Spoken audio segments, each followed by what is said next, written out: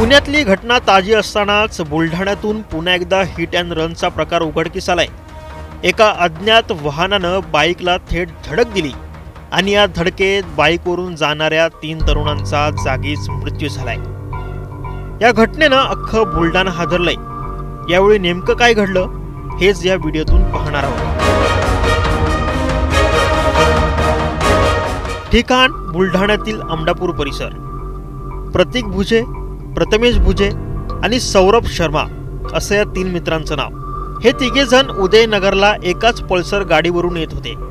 ते सिनेमा पाहण्यासाठी गेले होते, पण घराकडे परतत असताना त्यांच्यावर काळानं घाला घातला। त्यांच्या बाईकला अपघात झाला। मिळालेल्या माहितीनुसार बुलढाण्यातील अमडापूरच्या टिपू सुलतान चौकात हा अपघात घडलाय। या अपघातात 2 जण एकाच घरातील असून तिसरा मित्र आहे।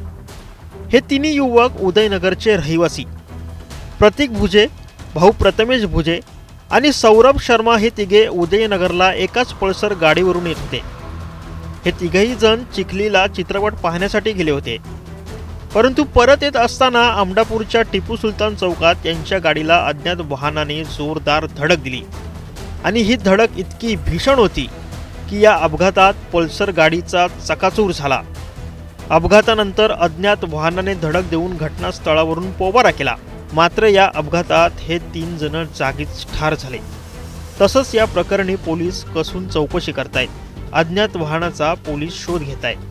Bureau report, news 18 Lokmat.